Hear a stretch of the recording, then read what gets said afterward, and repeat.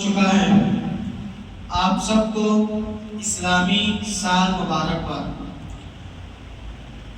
اللہ تبارک و تعالی نے استقامت کے لیے، صبر کے لیے اور شہید ہونے والوں کے لیے بڑی نعمتیں رکھی۔ رب کریم استقامت دینے والوں کے لیے فرماتا ہے وَلَنَبْلُوَنَّكُمْ بِشَيْءٍ مِّنَ الْخَوْفِ وَالْجُوعِ وَنَقْصٍ مِّنَ الْأَمْوَالِ وَالْأَنفُسِ وَالثَّمَرَاتِ وَبَشِّرِ الصَّابِرِينَ۔ بے شک ہم انہیں ڈرائیں گے، ہم انہیں ستائیں گے اور بھوک سے آزمائیں گے، پیاس سے آزمائیں گے۔ پھر فرماتا ہے وَبَشِّرِ الصَّابِرِينَ، اور صبر کرنے والوں کو جنت کی بشارت دیں گے۔ پھر رب کریم آگے فرماتا ہے وَلَا تَقُولُوا لِمَن يُقْتَلُ فِي سَبِيلِ اللَّهِ الْأَمْوَاتِ، کہا انہیں مردہ نہ کہو جو اللہ کے راہ میں مارے گئے۔ اللہ کے راہ میں جو مارے جاتے ہیں وہ شہید ہیں۔ نبی کریم صلی اللہ علیہ وسلم کے پیارے دیوانوں، زندگی میں ہر انسان کے ساتھ ایک ایسی چیز جڑی ہوئی ہے جو اسے ایک جگہ سے دوسرے جگہ منتقل کرتی ہے۔ ہر انسان کے لیے ہے اور ہر چیز کے لیے یہی ماحول ہے۔ اگر باپ بچوں کے لیے کمانا چاہتا ہے تو وہ اپنا گھر بار چھوڑ کر دوسرے شہر جا کر کے کماتا ہے۔ ایک تاجر، تجارت کرنے والا اپنے سامان کو، اپنے پروڈکٹ کو وہ انویسٹ کرنا چاہتا ہے، وہ اس کی پہچان بڑھانا چاہتا ہے تو وہ دوسرے شہر میں جا کر اسے بیچے گا، وہاں اس کی تعریف کرے گا، وہاں اس کی خوبیاں بیان کرے گا۔ اسی طرح امام حسین رضی اللہ تعالیٰ عنہ کے ساتھ بھی یہی واقعہ پیش آیا جب وہ مدینہ منورہ چھوڑ گئے تھے۔ اللہ اکبر۔ رجب 6 ہجری حضرت امیر معاویہ رضی اللہ تعالیٰ عنہ کا وصال کا وقت، انہوں نے وصیت کی تھی جب میرا وصال ہو جائے گا دمشق میں تو حضرت امیر معاویہ وہ صحابی رسول ہے جن کے پاس حضور کا عصا مبارک ہے، حضور کا پسینہ مبارک تھا، حضور کی چادر مبارک تھی اور حضور کے منہ مبارک تھے۔ انہوں نے وصیت کی کہ اے لوگوں، جب میں مر جاؤں تو حضور کا پسینہ مبارک میرے پیشانی پر ملنا اور حضور کے منہ مبارک میرے امامے میں رکھنا اور حضور کی چادر مبارک سے مجھے کفن دینا اور حضور کے عصا مبارک میرے سیدھے ہاتھ کی طرف رکھنا۔ جب انہوں نے یہ وصیت کی، یہ وصیت جب مکمل ہو گئی، وصیت مکمل ہونے کے بعد جب ان کا وصال ہوا تو ناپاک یزید نے سلطنت کے چکر میں، تخت و تاج دولت کے چکر میں اس نے خط لکھ کر کے بھیجا مدینہ منورہ۔ جو مدینے کا گورنر تھا، وہاں کا جو حاکم تھا، وہ نے خط لکھ کر کے بھیجا۔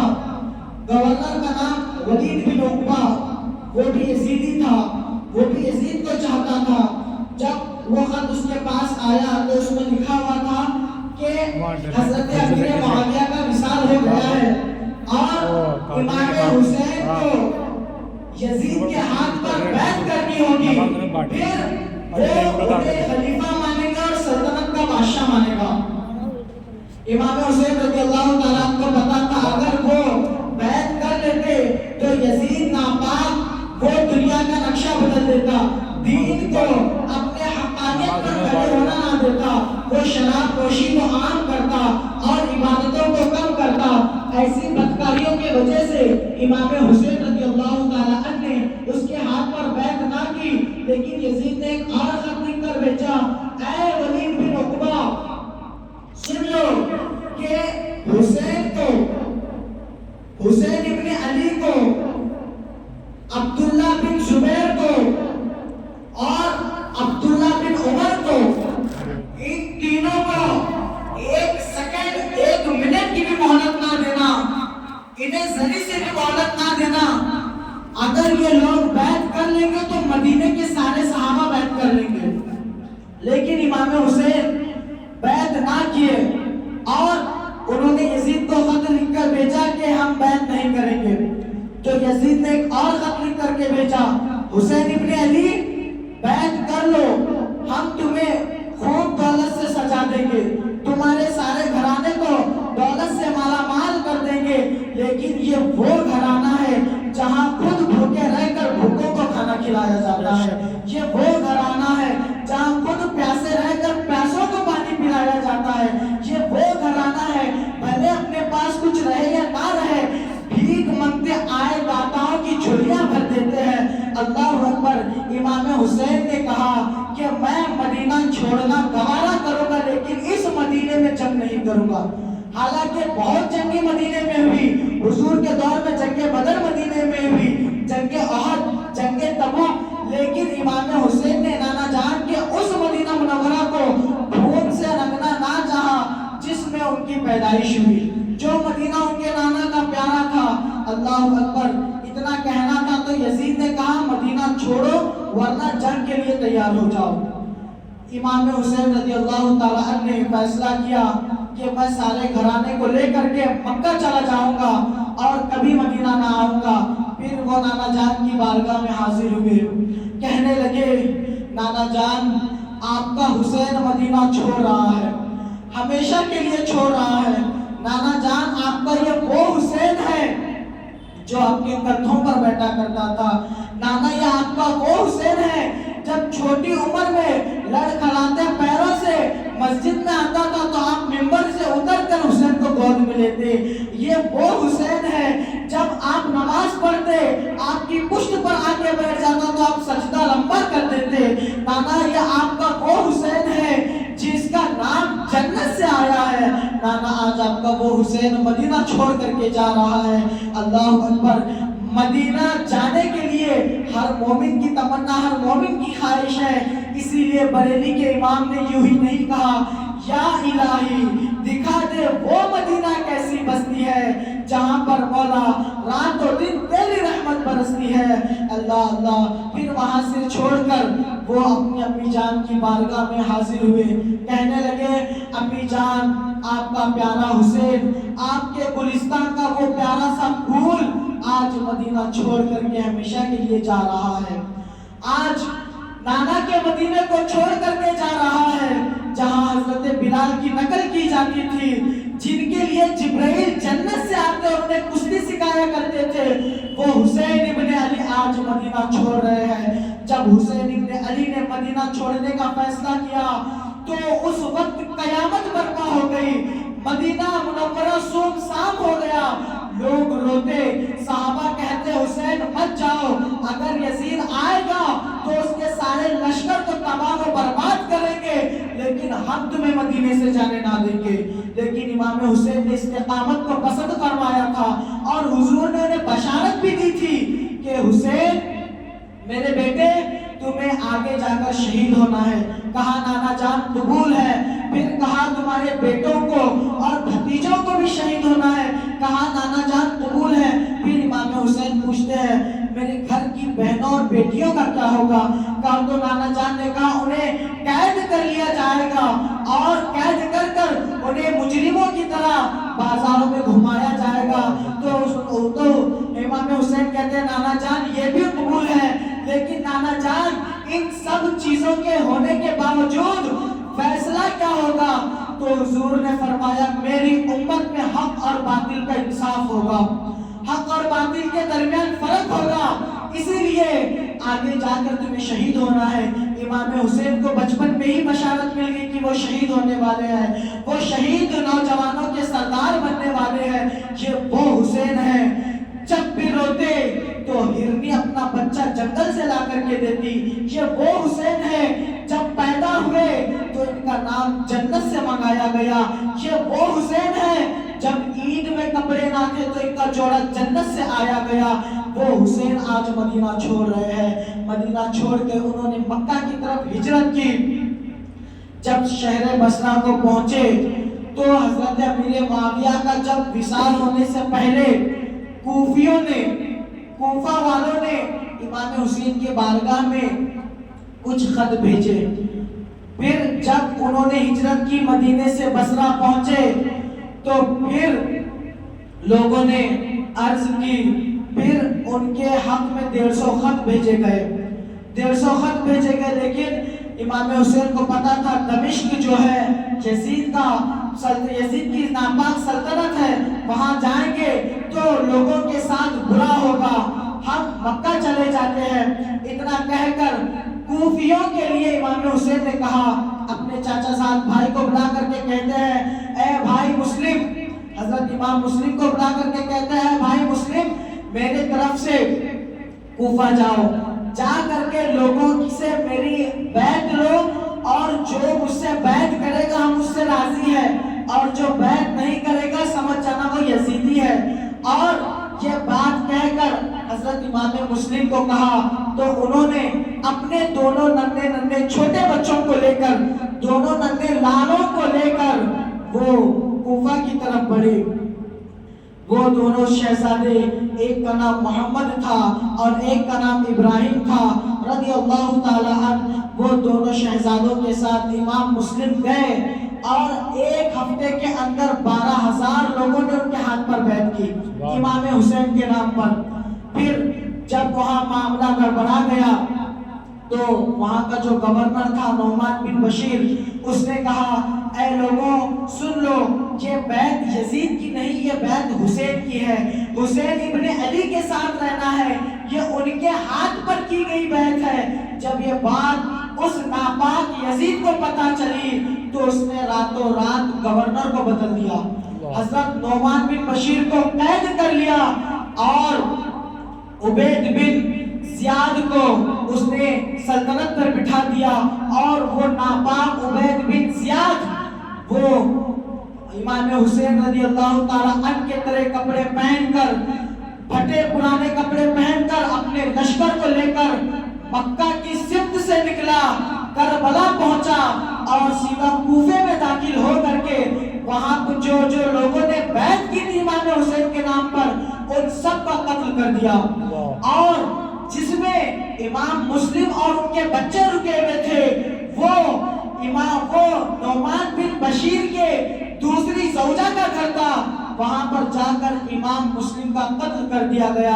ان کے دونوں شہزادوں کو اتنی بے رحمی سے مارا گیا، ان کے ناخن کھینچ لیے گئے، ان کے بال نوچ لیے گئے، حتیٰ کہ امام مسلم کو گھوڑے کے پشت پر سے گراتے اور گھسیٹتے لے جاتے، اتنی دردناک موت سے انہیں شہید کیا گیا۔ پھر امام حسین کی بارگاہ میں خط لکھ کر کے بھیجا کہ اے حسین، یہاں لوگوں نے بیعت کی ہے، اب تم کوفے کو واپس آ جاؤ۔ یہ ناپاک یزید کی سازش تھی کہ وہ حسین کو کسی بھی طرح قتل کرنا چاہتا تھا۔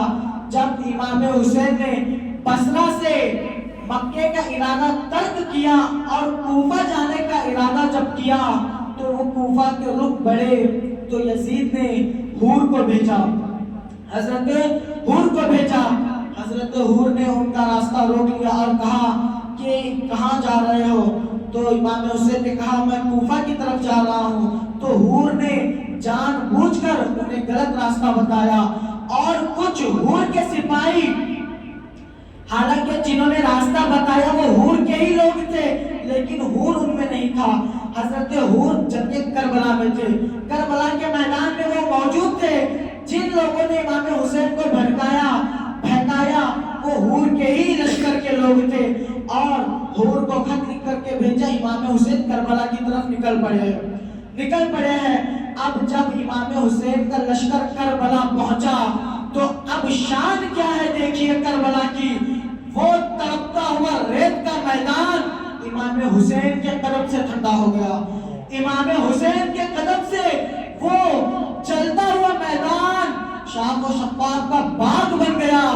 وہ حسین کے قدم کی برکت تھی تو سوچو محمد عربی کے قدم کی برکت کیا ہوگی۔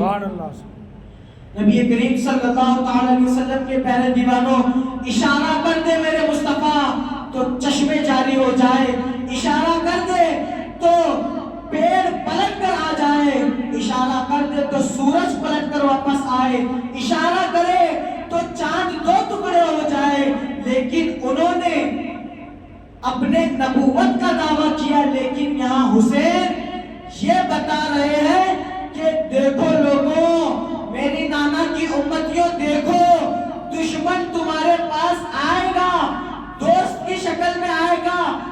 फिर वो मुनाफिक होगा। बताना मकसद ये है कि हक और बातिल में फैसला यही नहीं होता कि बातिल मुसलमान ना हो। अगर बातिल मुसलमान होगा तो भी वो नमाज पढ़ते हुए तुम्हारे पास आएगा, कलमा पढ़ते पढ़ते तुम्हारे पास आएगा, तुम्हें तकलीफ पहुंचाने की कोशिश भी करेगा, लेकिन वो हुसैनी थे जो किसी भी हालत में किसी से नहीं डरे। इसलिए शायर फरमाता है, टल ना सकते थे जब जंग में अड़ जाते थे, पाँव शेरों के भी मैदान से उखड़ जाते थे। हद से सरकश हुआ कोई, हमसे सरकश हुआ कोई तो हद से बिगड़ जाते थे। देख क्या चीज है हम जो तोप से भी लड़ जाते थे। नबी करीम सल्लल्लाहु अलैहि वसल्लम के प्यारे दीवानों, फिर वहां से इमाम हुसैन रज़ियल्लाहु ताला अन्हु का लश्कर करबला पहुंचा। कूफा को नहीं गया, हालांकि कूफा करबला से कूफा 300 या 250 किलोमीटर का फासला है। अभी करबला नहीं पहुंचा, सिर्फ करबला पहुंचा, कूफा नहीं गया। इमाम हुसैन को पता नहीं था कि उनके भाई इमाम मुस्लिम को वहां शहादत दी गई है, उनके भतीजों को बेरहमी से कत्ल किया गया है, कत्ल करके उनके नाखून नोच लिए गए हैं, उनके बाल निकाल लिए गए हैं, हत्ता के इमाम मुस्लिम को घोड़े के पीछे बांधकर दूसरे घोड़े की पुष्ट से गिराते और पहले घोड़े के पीछे से घसीटते ले जाते। इतनी बेरहमी से उन्होंने इमाम हुसैन के भाई का कत्ल किया, इमाम हुसैन रज़ियल्लाहु ताला अन्हु के भतीजों का कत्ल किया। लेकिन ये वो घराना है जब अपना भाई शहादत की सीढ़ी चढ़कर शहादत पा गया, फिर भी ये यजीदियों को पानी पिला रहे हैं। हजरत हुर करबला पहुंचे, फिर हुसैनियों से पूछते हैं या हुसैन कौन है? बड़ा नाम सुना है हुसैन इब्ने अली का, कौन है? तो एक सहाबी थे, एक सहाबी इमाम जाफर जो कि इमाम हुसैन के भाई, दूसरे वालिदा के बेटे।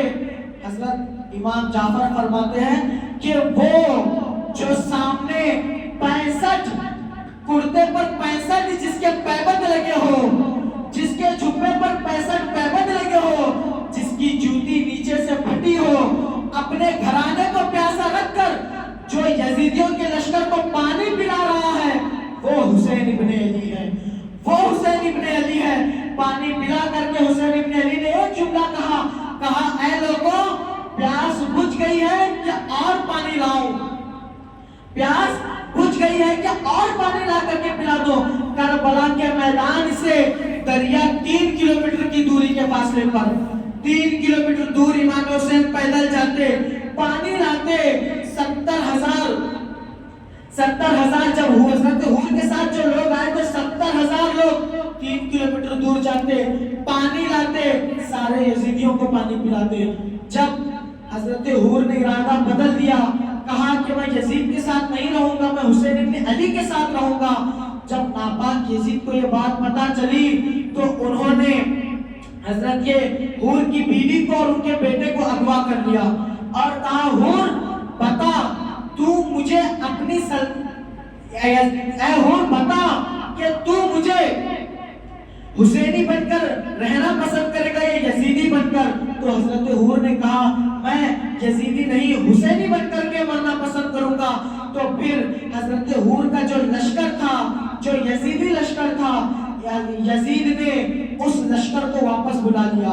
अब हजरत हुर बाकी रहे, उनकी बीवी वहां पर बाकी थी और उनके तो बच्चे बाकी थे, और वो भी इमाम हुसैन रज़ियल्लाहु ताला अन्हु के साथ करबला में महफूज थे। और जब वहां खीमे लगा दिए गए तो आजू बाजू खंदक खोदी गई। खंदक, पहले खंदक खोदा करते थे कि उसमें आग जलाए ताकि दुश्मन खवातीन पर हमला ना करे, छोटे बच्चों पर हमला ना करे। खंदक खोदी गई, गड़ा खोदा गया, लकड़ियां जमा की, आग लगाई। एक नापाक यजीद की लश्कर वाला आकर के कहने लगा, हुसैन इब्ने अली, जल्दी तो जहन्नम रसीद होगा, तू मरेगा और जहन्नम में जाएगा। नाउज़ बिल्लाह, ये जुमला कहना था। इमाम हुसैन ने कहा, मैं तुझे बदुआ देता हूं कि तू आग में गिरकर मर जाए। इतना कहना था। उस नापाक यजीद का घोड़ा हैबत खाकर ऐसे भागा, सीधा ले जा करके उसे आग में फेंक दिया। سینا لے جا کر کے اسے آگ میں پھینک دیا اور یہ ثابت کر دیا کہ جانور بھی حسین سے محبت کرتے ہیں. جانور ہو یا انسان یہ سب حسینی ہے، یزیدی نہیں. آج یزیدیوں کا نام کہاں موجود ہے؟ کیا کوئی اپنے بچے کا نام یزید رکھنا پسند کرے گا؟ کیا کوئی اپنے بچے کا نام ولید بن عقبہ رکھنا پسند کرے گا؟ کیا کوئی اپنے بچے کا نام عبید اللہ رکھنا پسند کرے گا؟ عبید بن زیاد رکھنا پسند کرے گا؟ کیوں؟ کیونکہ یہ یزیدی لوگ تھے جو کہ امام حسین کے گھرانے کا قتل کیے تھے. جب سارے لوگ پانی پیے تو حضرت حور نے امام حسین کے قریب جا کر کے پوچھا، حضور یزید آپ کو قتل کر دے گا، آپ کہو تو میں اپنی سلطنت سے ہتھیاریں منگوا لوں. تو امام حسین نے کہا، میں یہاں جنگ کرنے نہیں آیا ہوں، میں امن کے لیے آیا ہوں اور میں استقامت چاہتا ہوں. پھر رب نے قرآن میں فرمایا، وَبَشِّرِ الصَّابِرِينَ، بے شک انہیں خوشخبری سنا دو، جنت کی بشارت سنا دو جو صبر کے ساتھ ہے، جو صبر کے ساتھ ہے، جنت کی بشارت سنا دو. جب ایک محرم بیتا گیا کچھ یزید آئے، پھر دوسرے محرم کو کچھ یزید آئے، تیسرے محرم کو کچھ یزید آئے، چوتھے محرم کو، ایسے کرتے کرتے 72,000 یزید آ گئے. اور وہ ناپاک یزید پلید وہ بھی آ گیا. آ کر کے چھٹے محرم کو اس نے جنگ شروع کی. جو حضرت حور کی بیوی تھی انہیں گھوڑے پر لے جا کر، اپنے گھوڑے سے جا کر حور کی جو بیوی تھی، حضرت حور کی جو زوجہ تھی، ان کے بالوں کو پکڑ کر اٹھا کر کے پھینکا اور ان کے سینے میں لگاتار 3 بار نیزے مارے گئے. 3 بار اس خاتون کے سینے پر نیزے مارے گئے جو حسین ابن علی کے ساتھ تھی. اور اتنا ہی نہیں کیا یزیدیوں نے، 3 بار نیزے مار کر کے ان کے جسم کو، سارے جسم کے حصوں کو تلوار سے پھاڑ ڈالا، ان کے ٹکڑے ٹکڑے کر دیے. پھر حضرت حور نے صبر کا دامن تھامے رکھا، کہا کچھ بھی ہو جائے مر جاؤں گا لیکن حسین کا دامن نہ چھوڑوں گا. جب حضرت حور کہنے لگے حسین ابن علی سے لڑنا ہے تو پہلے میرے بچوں سے لڑ کے بتاؤ. جب حضرت حور کے بچے جنگ میدان میں اترے تو ان دونوں بچوں کو بے رحمی سے تیروں سے ایسے چھلی کیا جس میں ایسی جگہ باقی نہ تھی جب تیر کا نشان نہ ہو. اتنے بری طریقے سے یزیدیوں نے حضرت حور کے دونوں شہزادوں کو قتل کیا. ایک شہزادے کی عمر 12 سال اور ایک شہزادے کی عمر 15 سال. دونوں شہزادوں کو جب قتل کیا گیا، اور وہ تو باپ ہے، باپ پر کیا بنتی ہوگی. پھر بھی اس باپ نے صبر کا دامن تھام کر کہا کہ یزیدیوں لڑنا ہے تو سب سے پہلے مجھ سے مقابلہ کرنا پڑے گا. جب حضرت حور میدان میں اترے تو یزیدیوں کے پسینے چھوٹ گئے، کیونکہ وہ اپنی سلطنت کے ایسے مرد مجاہد تھے کہ ایک بار تلوار چلاتے تو 7 سے 8 یزیدیوں کو قتل کر دیتے. جب وہ میدان استقامت میں اترے، کربلا کے میدان میں اتر کر یزیدیوں کو مارتے چلے گئے تو یزیدیوں نے کہا حضور اب کیا کرے؟ تو جو یزید تھا اس نے کہا یہ میری سلطنت میں 12 سال کام کر چکا ہے، اس نے اپنی ایک بھی جنگ میں شکست نہ کھائی، اسے مارنا اتنا آسان نہیں ہے. اس پر تیر برساؤ، نیزے برساؤ، جو تمہارے ہاتھ میں ملے وہ پھینک کر مارو.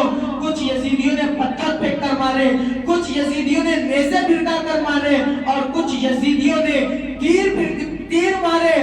اور جب حضرت حور شہید ہوئے تو سب سے زیادہ امام حسین نے حضرت حور رضی اللہ تعالیٰ عنہ کے شہید ہونے پر آنسو بہائے. حضرت امام حسین نے ان کے جسم کو پکڑا تو 480 تیر ان کے جسم پر موجود تھے. 480 تیر حضرت حور کے جسم پر موجود تھے. اب حال کیا ہوتا ہوگا اگر کوئی شخص کی انگلی کٹ جائے تو یہاں سارے بیٹھے شور مچانے لگتے ہیں. ایک انگلی پر کٹنے پر، ایک انگلی کے کٹ کے الگ ہو جانے پر سب لوگ شور مچاتے ہیں. لیکن یہ وہ کون سا گھرانہ ہے جو خاطر اپنی بیوی کو قتل ہوتے دیکھا، اپنے بچوں کو شہادت پاتے دیکھا، حتیٰ کہ امام حسین کے خاطر اپنے جسم پہ 480 تیر تک کھائے، 480 تیر 55 نیزوں سے ان پر وار کیا گیا۔ اب آج معمولی چاقو سے کسی کو مارو تو تکلیف برداشت نہیں ہوتی، ہم ان سے جھگڑے کرنے کے لیے چلے جاتے ہیں، لیکن یہ کون سا گھرانہ ہے جو حسین ابن علی کے خاطر 55 نیزے اپنے جسم پر، 480 تیر اپنے جسم پر لگا کر بھی کہتے ہیں حسین ایک بار میری آنکھ کا خون صاف کرو، میں نے جب کلمہ پڑھا تھا تمہارے ہاتھ پر تب بھی میں نے تمہارا چہرہ دیکھا تھا، اور آج مر رہا ہوں، شہادت مل رہی ہے، تو میری خواہش ہے کہ میں تمہارا دیدار کر کے مر جاؤں، تمہارا دیدار کر کے شہید ہو جاؤں۔ یہ استقامت کا میدان تھا، اور آج ہمارے نوجوان کہاں نکلے ہیں؟ نماز کا وقت ہے، آذان ہو رہی ہے، اس وقت بھی تم لوگ عیاشوں کے اڈے پر نظر آتے ہو، سڑکوں پر نظر آتے ہو، تم لوگ محلوں کی مسجدوں کے علاوہ تم لوگ گارڈنوں میں نظر آتے ہو، تم لوگ سڑکوں پہ نظر آتے ہو۔ مسلمانوں کی فطرت یہ نہیں ہے۔ آج ہر سوشل میڈیا پر تم دیکھو تو سب سے زیادہ جس قوم کو ٹارگٹ کیا جا رہا ہے وہ قوم مسلم ہے، قوم مسلم ہے۔ وہ ناپاک لوگ تمہیں بتا رہے ہیں کہ اے مسلمانوں، تمہاری تاریخ یہ نہیں ہے کہ تم لوگ عیاشوں کے اڈے پر بیٹھو، تمہاری تاریخ یہ نہیں ہے، تمہارے اسلاف کی سیرت یہ نہیں ہے کہ تم مسجدوں کو خالی رکھو، تمہارے اسلاف کی سیرت تو یہ ہے ٹل نہ سکتے تھے جب جنگ میں اڑ جاتے تھے، پاؤں شیروں کے بھی میدان سے اکڑ جاتے تھے، حد سے سرکش ہوا کوئی، ہم سے سرکش ہوا کوئی تو حد سے بگڑ جاتے تھے، دیکھ کیا چیز ہے ہم جو توپ سے بھی لڑ جاتے تھے۔ عزیزان گرامی وقار، آج مسلمانوں کی تاریخ یہ ہے، آج تم لوگوں نے اپنی تاریخ کو بھلا کر کن شیطانوں کے پیچھے لگے ہیں؟ یزیدی کام کر رہے ہو، شرم نہیں آتی؟ پتا ہے یہ گناہ ہے، اگر بندہ گناہ پتا ہے کہ جھوٹ بولنا گناہ ہے، معلوم رکھ کر بھی جھوٹ بولے تو کفر میں مبتلا ہو جاتا ہے۔ حضور نے فرمایا جب اس کی موت آتی ہے تو وہ کفر کی حالت میں مر جاتا ہے۔ زنا کرنا گناہ ہے، معلوم رکھ کر زنا کر رہا ہے، گویا کہ اس نے کفر کیا، اس کی موت ہوگی تو کفر پر ہوگی۔ آج پتا ہے تاریخ امام حسین کی پڑھ چکے، ساری تاریخ پڑھ چکے، ان کے اسلاف کی تاریخ پڑھ چکے، ان کا استقامت کا واقعہ پڑھ چکے، پھر بھی آج یزیدیوں والے کام۔ لوگوں کو یہ پتا نہیں مسجد کی، محلے کی مسجد کا کلر کون سا ہے، مسجد میں کتنے طاعت خانے ہیں، کچھ پتا نہیں، لیکن انہوں نے یزیدیوں کے طریقے اپنائے، اور جو جمعہ سے جمعہ نماز کو آئے اس کے آنگ میں امام حسین تشریف لاتے ہیں۔ ارے حضور غوث پاک وہ تو امام حسن اور حسین کے بیٹے ہیں، امام حسن اور حسین کی اولاد ہے، ماں کی طرف سے حسینی سید، باپ کی طرف سے حسینی سید۔ جب ان کے خواب میں ان کے والد تشریف نہ لائے تو آج تم لوگ 8 دن میں ایک نماز پڑھ کر کیا ثابت کرنا چاہتے ہو کہ تم کتنے بڑے جنتی ہو؟ تمہارے سے آ کر امام حسین ملاقات کریں گے، تمنا ہوتی ہے کہ ان کا دیدار بھی ہو جائے، لیکن دل سیاہ ہے، کہاں سے دیدار ہوگا؟ تمنا ہوتی ہے ان کا دیدار ہو جائے، لیکن دل سیاہ ہے، کہاں سے دیدار ہوگا؟ اگر ان کا دیدار کرنا ہے تو پہلے استقامت کر کے دیکھ لو۔ آج ہم ایک ناشتے پر صبر نہیں کرتے، امام حسین کا سارا گھرانہ کٹ گیا، کربلا میں نماز نہ چھوڑی، گھر کٹ گیا، ان کے بیٹے قتل کیے گئے، بھتیجے کو کاٹا گیا، بھائیوں کو قتل کیا گیا، آخری امام حسین نے اپنے گھر کے خواتین کو بیوہ ہوتے دیکھا، انہیں قیدی بنتے دیکھا، اس وقت بھی انہوں نے کہا کہ مجھے نماز پڑھنا ہے۔ آسان نہیں تھا یزیدیوں کے لیے کہ وہ امام حسین کو قتل کر دے، آسان نہیں تھا، جب بھی وہ میدان میں جاتے تھے وہ شیر خدا نظر آتے تھے. حضرت علی کی طرح ان کا جذبہ تھا. جب بھی وہ تلوار گھماتے حضرت علی کی طرح ان کے ہاتھ میں ذوالفقار لہراتی. جب وہ ایک طرف سے دوسری طرف پہنچتے تو ایسا دکھتا کہ ذوالفقار چل نہیں رہی یا اڑ رہی ہے. امام حسین کے ہاتھ میں ذوالفقار اتنی خطرناک طریقے سے چلتی، لیکن امام حسین نے استقامت کر کے نماز کے وقت امام حسین کو قتل کیا گیا. ورنہ کوئی مرد کلندر ایسا پیدا ہی نہیں ہوا جو امام حسین کے مقابل میں آ جائے، امام حسین کے مقابل میں آ کر کے لڑے. کوئی بھی آج تک پیدا نہیں ہوا جو امام حسین کے مقابل میں آ جائے. امام حسین کی شان تو بہت بلند ہے، ان کے بھتیجے امام قاسم کے درمیان کوئی ٹک نہ سکتا تھا. جو یزید کے لشکر میں جو قرہ نام کا ایک بہادر پہلوان تھا، جو 2000 فوج کے لشکر کو اکیلے مارتا تھا، اس نے کہا تھا امام قاسم کے آنے پر میں اس بچے سے نہیں لڑوں گا، اس بچے سے میری اولاد نپٹ لے گی. لیکن امام قاسم جب کربلا میں اترے، میدان جنگ میں اترے، تو ایک تلوار چلتے ہی اس کے چاروں بیٹوں کی لاش اس کے سامنے نظر آئی.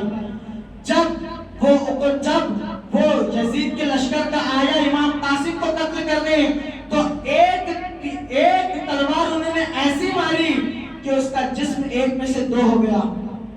امام قاسم جو کہ امام حسین کے بھتیجے، ان کی ٹکر کا کوئی انسان آج تک پیدا نہیں ہوا، تو تم آج امام حسین کے نام پر ناپاک جنوں کے وسوسوں میں آ کر جو کام کرتے ہو اور کہتے ہو اپنے آپ کو حسینی ہو. اور ایک بات یہ بھی سن لو کہ جو یہ کام کرے آج وہ اس کام سے استغفار کر لے، توبہ کر لے، آگے اس کام کی طرف رغبت نہ کرے. پتا ہے وہ کام کرنا حرام ہے، پھر بھی کر رہا ہے تو گویا کہ اس نے کفر کیا. اب کفر کی سزا کیا ہے؟ اب کو کافر کی کوئی عبادت قبول نہیں، کافر کا کوئی روزہ قبول نہیں، کافر کا کوئی حج قبول نہیں، ان کا صدقہ قبول نہیں، ان کی زکات قبول نہیں. اور نماز، روزہ، حج، زکات، صدقہ یہ مسلمانوں پر فرض ہے. اب مسلمان کون؟ جو ایمان لائے. رب نے قرآن میں فرما دیا پہلے پارے میں، یؤمنون بالغیب، یہ وہ لوگ ہیں جو غیب پر ایمان رکھتے ہیں. آج تمہاری محلوں کی مسجدوں میں جا کر کے دیکھ لو، کیا تمہیں اللہ تعالیٰ کی کوئی تصویر نظر آتی ہے؟ کیا تمہیں سلام پڑھنے کے لیے حضور کی تصویر کی ضرورت ہے؟ یہ کیسا عجیب ایمان ہے. جب حضور نے صحابہ سے پوچھا تھا اے میرے صحابہ بتاؤ عجیب ایمان کس کا ہے، تو صحابہ نے کہا تھا کہ حضور نبیوں کا بڑا عجیب ایمان ہوتا ہے. تو حضور نے فرمایا وہ تو اللہ کے معصوم بندے ہیں، وہ گناہ سے پاک ہے، ان کا ایمان عجیب کیسے ہوا؟ تو صحابہ فرماتے ہیں، حضرت زبیر اٹھ کر فرماتے ہیں حضور تو پھر فرشتوں کا ایمان عجیب ہے. تو انہوں نے کہا فرشتے تو اللہ کے عرش اعظم کے ارد گرد اللہ کی تسبیح بیان کرتے ہیں، ان کا ایمان عجیب کیسے ہوا؟ تو صحابہ اٹھ کر کے کھڑے ہو کر پوچھتے ہیں یا رسول اللہ آپ ہی فرمائیں کس کا ایمان عجیب ہے؟ تو انہوں نے کہا تھا جو میری امت آئے گی ان کا ایمان بڑا عجیب ہوگا. حضرت ابو ذر غفاری رضی اللہ تعالیٰ عنہ کہتے ہیں یا رسول اللہ ہمارا ایمان عجیب ہے. تو حضور نے کہا کہ تم لوگوں نے میرا دیدار کیا ہے تو تمہارا ایمان عجیب کیسے ہوا؟ تو حضرت زید بن حارث اٹھ کر فرماتے ہیں آپ ہی بتا دیجئے کس کا ایمان عجیب ہے.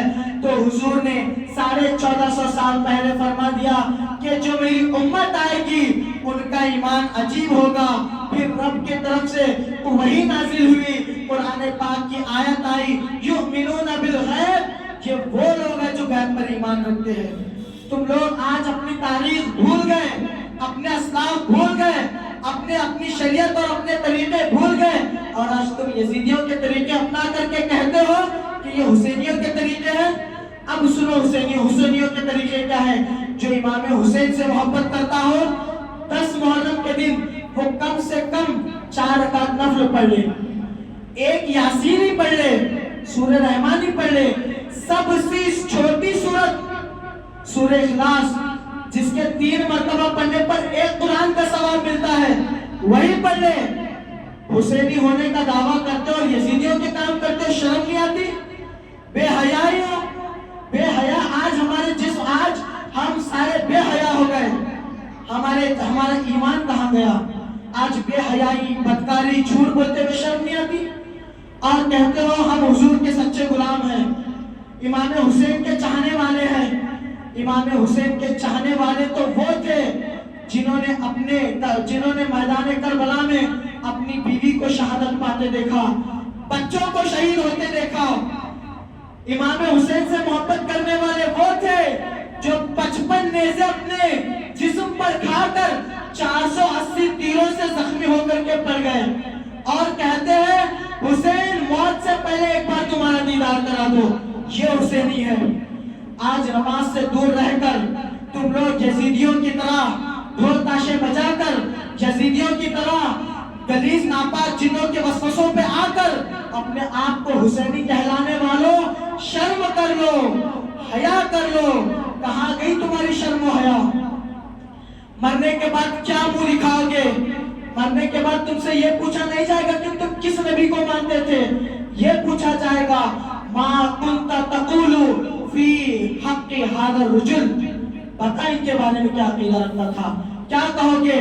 میں تو ان کا سچا عاشق تھا اور یزیدیوں کے کام دنیا میں کرتا تھا.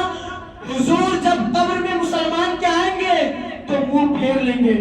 فرشتے پوچھیں گے آقا آپ نے منہ کیوں پھیرا؟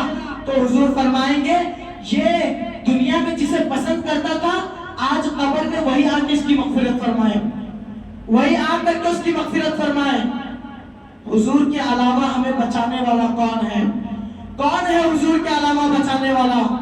حضور کو وہ شرف حاصل ہے جب امتی لبیک کہیں گے تو حضور فرمائیں گے کہ یہ میرا امتی ہے, اسے جنت میں ڈال دو. رب کریم کی بارگاہ میں فیصلہ ہوگا حضور یہ زیادہ گنہگار ہے. فرشتے کہیں گے حضور یہ زیادہ گنہگار ہے. رب کی بارگاہ میں فیصلہ ہوگا لیکن حضور رب کے بارگاہ میں کہیں گے اے میرے رب ذوالجلال بخش دے, تو رب کریم حضور کے کہنے پر بخشے گا. حساب کتاب نہیں, حضور کے کہنے پر بخشے گا. اور تم لوگ اسی نبی کے نواسے کے جو یزیدیوں نے کام کیا آج وہ کام کر کر حضور کی شفاعت پانا چاہتے ہو, حضور کی آنکھوں کو ٹھنڈک نہ پہنچا کر جنت حاصل کرنا چاہتے ہو. ایک بات یہ بھی سن لو, بات کڑوی ہے لیکن سچ ہے, جنت کسی کے باپ کی نہیں, جنت کسی کے باپ کی نہیں ہے. آج تم لوگ جو یزیدیوں کے کام اپنا رہے ہو اسے چھوڑو. آگے تمہارے ساتھ قبر میں جو ہوگا اس چیز کو دیکھ کر کے تم ڈرو, ہیبت کھاؤ اور اپنے غیب پر ایمان ہونے کا تم حق اور اپنے غیب پر ایمان ہونے کا تم ثبوت بتاؤ کہ یؤمنون بالغیب پر میں آج حق پر ہوں. جو آیت کریمہ مسلمانوں پر نازل ہوئی آج اس میں سے کون حق پر ہے؟ آج ہر مسلمان کی خواہش یہ ہے کہ وہ ڈھول تاشوں کے دھن پہ ناچے, یزیدیوں کے کام کرے, داڑھی کٹوا کر گٹر میں پھینکے, سر پر ٹوپی نہیں ہوتی اور ٹوپی ہوتی تو جمعہ کے دن ٹوپی رکھ کر آئے, اگر گھر سے ٹوپی نہ لائے تو مسجد کی پہنے 2 رکعت نماز ادا کی, دعا بھی نہیں ہوتی, اٹھ کر چلے جاتے ہو. کیا کوئی رو رہا تھا جمعہ میں تمہیں نماز کے لیے؟ کوئی رو رہا تھا تمہارے لیے کہ آؤ تم نماز پڑھو؟ تمہارے عمل تمہارے ساتھ, انما الاعمال بالنیات, سارے عمل نیت پر ہے. تمہاری نیتیں جیسی ہوگی تمہارا پھل آگے ویسے ملے گا. اور یزیدیوں کے کام کر کر بے شرموں کی طرح جینے والوں تم بھی سن لو کہ اپنے اعمال کو تم خود اپنے ہاتھوں سے ضائع کر رہے ہو اور ایمان کو کھو کر کفر کی طرف تم خود بڑھ رہے ہو. اگر حسینی ہونے کا ثبوت اور دعویٰ کرتے ہو تو 10 محرم کے دن دکھا دو کہ تم امام حسین کے عشق میں 2 رکعت نماز نفل پڑھ سکتے ہو. نماز نفل نہیں تو نہیں, سورہ اخلاص پڑھ سکتے ہو, 3 مرتبہ پڑھنے پر قرآن کا ثواب ہے. اللہ پاک کی بارگاہ میں دعا ہے میرے کہنے سننے سے زیادہ عمل کی توفیق عطا فرمائے. میں نے جو حق کہا، سچ کہا اور جو صحیح کہا یہ سب میری رب کی طرف سے تھا. میرے بولنے میں جو کمیاں ہوئی، جو خامیاں آئیں، یہ سب میری طرف سے تھی. میں آپ لوگوں کو گواہ بنا کر توبہ کرتا ہوں. استغفر اللہ ربی من کل ذنب واتوب الیہ وآخر دعوانا ان الحمد للہ رب العالمین. السلام علیکم ورحمۃ اللہ وبرکاتہ. جو حضرات سنت میں پڑھے حضرات سنت پڑھ لیجیے.